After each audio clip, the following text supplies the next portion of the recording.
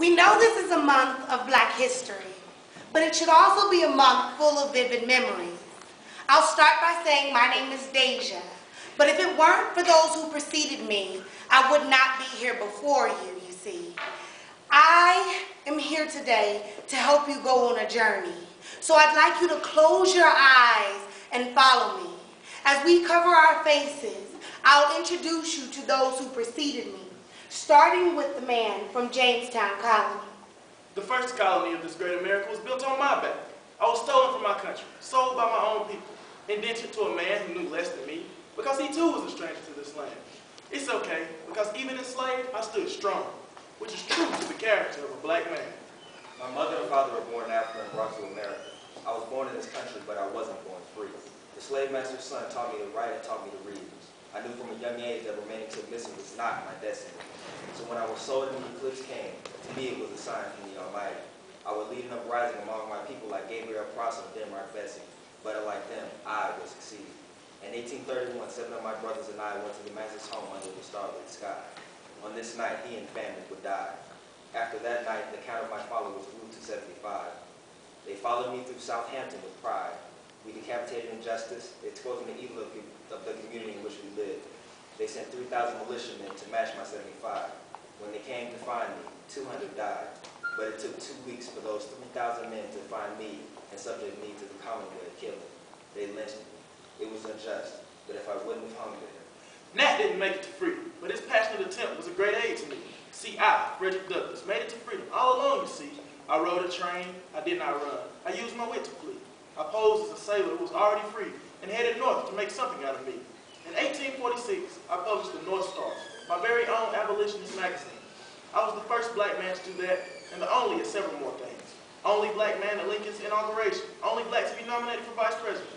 Only Black for my time to hold so many political titles. I was the president's consultant, a woman's rights advocate, secretary to Santo Domingo, marshal for the District of Columbia, and Haiti's prime minister. I lived a full life and remained an advocate for what was right.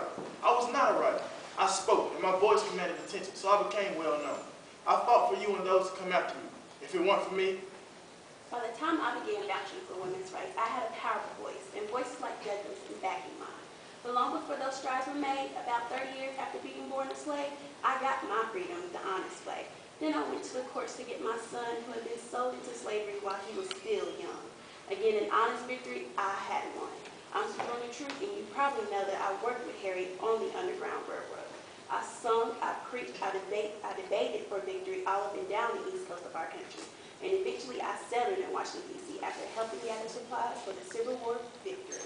I was received at the White House, and I set a path for pioneers like me. You see, before me, there was no law that stopped slaves from being citizens at all, but in 1857, I went to the court and sued for my freedom with documentation to support it. I lived in free states with my master and family, but at the end of the lawsuit, I still wasn't free. It took a ruling by the court most supreme for them to be able to deny me. I'm okay because I felt a step closer. And if it wasn't for me...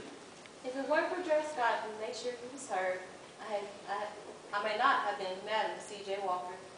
My purpose in history may not have been served, and someone else may have been at the firm. I am glad to say that I am here, coined by most a true pioneer. I made my living as an entrepreneur. I was the first Black millionaire. And yes, Oprah Winfrey is a billionaire, but I am the secret behind her shaky hair. I was born in the Delta of Louisiana, born Sarah Bedlove, and then abandoned. Abandoned my mama and papa both. I ended up being raised by a sister, and at the age of 14, married a minister. 6 years later, my husband died. Tragedies seemed to bring me alive. Never successfully halting my drive. After my goals, I began to strive. I changed my name before I arrived, and in 1905, I began to thrive. 1919 is when I died, but I died a well-known philanthropist. My daughter took over and did the rest. For him, I said, she insisted the Harlem Renaissance activities, and if not for me. My name is Frida Josephine Baker. Not long after Madam C.J. was me. I was born June 3rd, 1906 in St. Louis, Missouri. I left Missouri in my late teens. Before that, on vaudeville stages, I could be seen. Traveling to Paris was not just an advantage, it was the result of my dancing talent. With a sleek body, frank sexuality, and a playful spirit on stage, I ignited a sensation. Because of my success in Paris, I stayed and opened a nightclub in the French nation. My fame came from my outfits, so exotic, and my liege leopard that most thought was exotic as well. In 1937, I became a citizen of France and aided the French with the Nazi resistance. And when I returned to the United States, I fought just as hard for civil rights. I stayed here and fought, but in 1956, in France, I retired.